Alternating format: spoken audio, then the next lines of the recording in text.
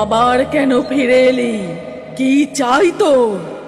ধন্যবাদ পিশাচিনী, এই নাও গো, তোমার জন্য উপহার এনেছি।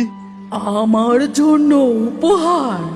তুই তো মস্ত ভালো মনের মানুষ দেখছি। তোর মধ্যে কোনো লোভও নেই। তোমার রূপ যেমন, তেমনি তুমি একটুও ভয়ঙ্কর নয় গো। তোমার আসল পরিচয় কি পিশাচিনী? দেখবি আমার আসল রূপ। তোকে আমার আসল রূপ দেখাতে কোনো ভয় নেই। তখনই পিশাচিনী তার রূপ বদলে স্বর্ণ জলপরীর রূপ ধারণ করে। তার অলৌকিক মায়াবী রূপ দেখে কাঠুরে মুগ্ধ হয়ে যায়। কোনো মানুষ আমার ক্ষতি না চেয়ে আজ প্রথম উপহার দিল, তোকেও আমার দেওয়া উপহার গ্রহণ করতে হবে। স্বর্ণ জলপরী তার মায়াবী মুক্ত হাতে নিয়ে জাদু করতেই কাঠুরের কাঠের বোঝার মধ্যে দুটো কাঠ সোনার কাঠে বদলে যায়। কাঠুরে কিছুই বুঝতে পারে না। সে জলপরীকে বিদায় জানিয়ে সোজা হাটে চলে যায়।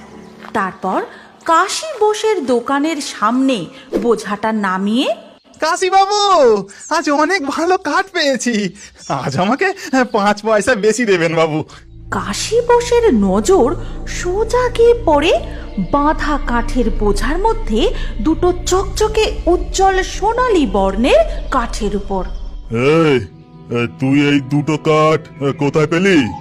আগে বাবু, আমি তো জঙ্গল থেকে এমন কাঠ কাটিনি। আচ্ছা, উনি বলেছিলেন বটে আমাকে কিছু উপহার দেবেন।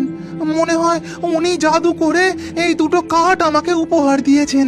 তুই এই দুটো কাঠ আমাকে দিয়ে দে, আমি তোকে এত টাকা দেব যে তোকে আর কোনোদিনও কাঠ কাটতেই হবে না। ক্ষমা করবেন বাবু, এই উপহার আমি আপনাকে দিতে পারবো নি। আপনি আমাকে বাকি কাঠের পয়সা মিটিয়ে দিন।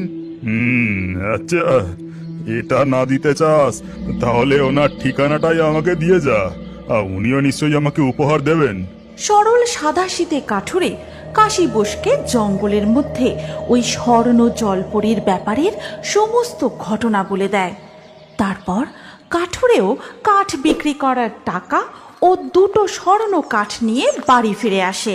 তারপর রান্নাঘরে গিন্নির কাছে গিয়ে সমস্ত ঘটনা বলতে শুরু করে। ভগবান আমাদের দিকে মুখ তুলে চেয়েছেন। আমাদের তো ধন সম্পত্তির কোনো লোভ নেই। ওই জলপরী তো মায়াবী শক্তির অধিকারী। তিনি কি আমার একমাত্র ইচ্ছা পূরণ করবেন না? আশীর্বাদ স্বরূপ আমাকে সন্তান সুখ দেবেন না?